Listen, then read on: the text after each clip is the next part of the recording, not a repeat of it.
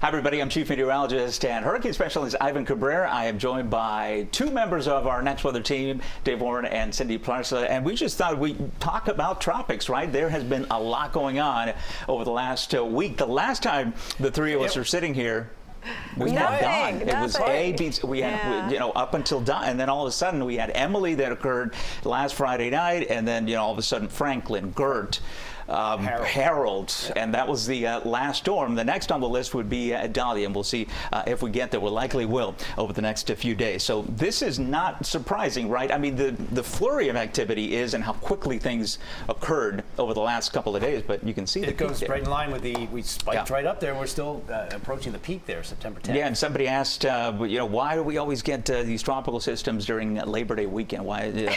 Well, it coincides, a lot of times with with the peak of hurricane season. So this is what happens. But obviously, we're going to be talking about the area we're going to be watching closely as we head through the upcoming weekend here. But this is how we've done so far as the list.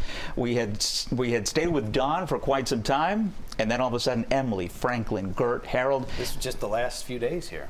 Only once have we done, a storm after storm after storm with that frequency back in the 1800s. So this flurry is definitely unusual, but it can happen this time of year. And so we're up to Harold.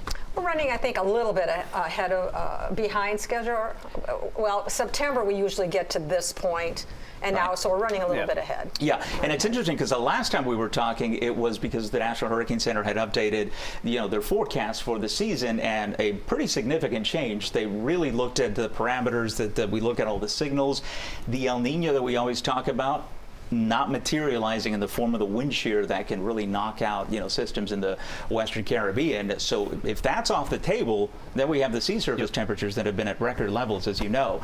And so that's why, the main reason why they up their, their list as far as how many named storms we're thinking are going to form this year. And we typically get the dust, which typically around this time of year settles, thins out, and now we're seeing the activity pick up. And so the waves had been coming off of Africa. We saw that, but the dust had really just taken care of it. It's the dry air. Remember, when we talk about dry air, right? It's sinking air. When you are talking about a tropical entity, you need rising air for any kind of disturbance, whether it's a thunderstorm, which is how a hurricane forms. It's a cluster of storms. We call that a tropical wave. And then if there's further development, we get on that. By the way, Emily's still up there trying to, regenerate. It's likely not going to happen.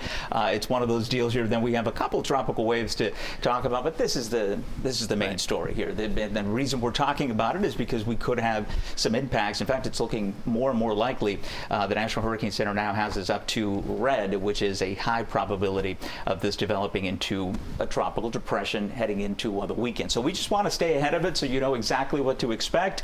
And I think that the more information you have, the less fear and the less anxiety. And so that's always a good thing. And so we're just opening up the conversation with you to talk about what the potential impacts will be here in South Florida, guys. The red area, it looks like a track, but it's not the track. It's just the area where it may develop, and that's now larger because it's over 7 days.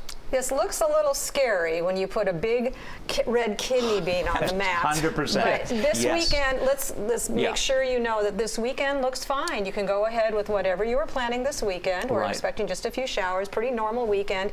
It really starts by Monday night into Tuesday and Wednesday that's when we think we're going to get our biggest impacts from this. And right now it looks like we are, more and more likely on tap for a heavy rain event that perhaps could start as early as Monday night and perhaps continue as late as Thursday. And for us right now, the thinking is it's just going to be a heavy rain event. As far as the wind, that's going to depend on the evolution. And by the way, great point as far as the weekend. Not only will it be a nice weekend, but coincidentally, not because of what's happening here in the Caribbean, we have the tax-free holiday for storm supplies. And so I always tell people to take advantage of that. We have a sales tax in Florida of 7%. So you knock that off, and depending on what items you're purchasing, you're going to save a lot of money. So just keep that in mind. If you hear that, it's not to scare you. It really was just a coincidence heading through the next holiday weekend, which is when the tax holiday extends. All right, so this is the area to watch. What are we watching here? Not much, right? On Sunday. Saturday, Sunday, that just may try to organize, still there in the Caribbean. once it gets up towards Cuba, between the Yucatan there, that's the concern. That'll be late in the weekend or early next week. Right, and then we'll put this in motion. Watch the clock here. We're still on Monday, so we enjoyed our nice weekend. We're back to work on Monday, back to school, and still the system is trying to get going, trying to organize there. All the while, we're going to be talking about it through the weekend. Dave will be here to update you both Saturday and Sunday as well, and then we'll continue to put this in motion. Now things get, a lot more interesting, obviously, depending on how this continues to evolve. We're watching the European model. We're going to switch over to the GFS and European, which are the two main models that we watch. But going with the European, this is still, again, a big rain event for us, particularly if it gets a little bit closer. But that tropical moisture is likely going to stream on up from south to east. Regardless of what happens here, we're going to be on, sometimes we call the dirty side of the storm. That's going to be rain and perhaps even some gusty winds. The stable part of the atmosphere is going to be west of that, where you got sinking air. But we are going to be on that eastern side of whatever develops here in the Gulf of Mexico, and that would favor some heavy rain for us here in South Florida. A little bit of a track to the east here, and then you could get some of these bands, and that's where you find even strong to severe storms. Right, and we've been talking about that, the potential for some severe weather along with, the heavy rain that could be impacting us for Tuesday and Wednesday. And as Dave mentioned, that's if it gets a little bit closer to the east and if it organizes a little bit more. There is the forecast track, and then it's just, we're talking by Wednesday, this thing is flying up to the northeast. So at that point, we would be done with any kind of impacts here in the form of rain or even some gusty winds if it gets closer and it gets a little bit stronger. So these are the two models, and we have a ton of models, but the global models that we look at, which can look at the atmosphere, 2 weeks ahead of, the time of the current time, that's the European, the ECMWF is what it's called, and then the American GFS, the Global Forecast System. And finally, the American is now coming on board with something developing. It really just had a sheared system in the Gulf just a last few days. Elongated thing. What you look for is the center of circulation, and both of them are picking that up now. Both of them are picking that up, but still some differences, right? And this is, what we go through, and this is why we have to analyze and see which one we're thinking depending on the environment around it. These storms don't steer themselves. They just don't. They depend on what's going on in and around them. So even when we forecast the season, that's why we always talk about we have to treat each storm differently, because the storm is going to behave depending on what's going on around them. And this is what's going to be happening heading into, according to each model, heading into Sunday now. We still have a pretty disorganized system so far. Nothing, explosive as far as development, guys. Not yet. But the American has been so interesting. Now, what if we do get that shear in here, and we get it a little bit closer to Miami and to South Florida here? Makes all the difference in the world as far as how much rain we get, flooding potential. So this is going to be interesting how this plays out. Again, nothing is set in stone at this point. Yeah, we finally have what we call an invest, an area of investigation, and that's when the models can lock in on an area and then put that forecast into motion. The last few days, we've had nothing. We've had just a disorganized band of showers and storms over Central America. Now we're finally getting into an actual invest here, and that's when the models can really begin to hone in. In fact, the GFS is doing that now as well. So here we are on Tuesday.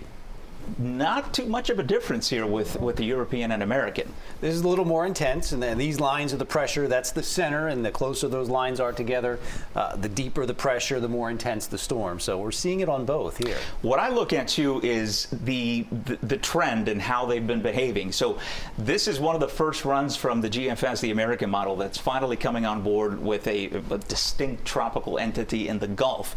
The European has been very consistent over the last several runs, in fact, with definitely an organized system in the Gulf, but one that doesn't really explode, the one that's just a tropical storm, perhaps low-end category 1 hurricane here. The GFS all of a sudden decides, this is going to just blow up a little bit more. And you can see that with not just the precip there, but the isobars there on the American side by the time we get into Wednesday. And this has shifted a good bit to the west here. So great deal. Huge shift. And that will, we always talk about that that. We don't look at one particular run, which is why, on social media, folks, focus on that one run that looks just ominous and all this, and you see that and you think, well, that's the forecast. We look at trends, and so I feel comfortable when I see a model that is continuing to behave the way it has been, run after run after run, like that, which has been the European, right? And you're probably going to see a lot on social media. Sure. Starting this weekend, it will be buzzing, I'm sure, with all these different scenarios. So really, you want to get your information from a reliable source. We are a reliable source. And we'll be transparent with you. We'll keep you updated. And Cindy, as you mentioned before, the shear is going to really call the shots with this system here. So we have two scenarios. Scenario one, the shear is going to be more significant, and so you get a weaker system, a big blob of rain that comes in our direction. Scenario two has less wind shear. Remember, wind shear are those mid-upper level winds that can disrupt tropical systems. So we have less wind shear. We have a more compact and a stronger storm that then heads up to the north. And all of the models so far have been trending and looking to, as far as the track from south to north. We still are on the eastern side, and we still we're looking at particularly heavy rain as early as Monday night and continuing into Thursday. As we talk about, the track will likely change, the intensity will likely change. We'll stay on top of that for you, and we'll keep you posted. But our advice to you right now is just keep checking back with us throughout the weekend and through early next week, and we'll let you know if we're thinking anything different besides what we're looking at right now, which is some pretty good rain coming up after what we've been dealing with over the last few days, which is pretty dry pattern here.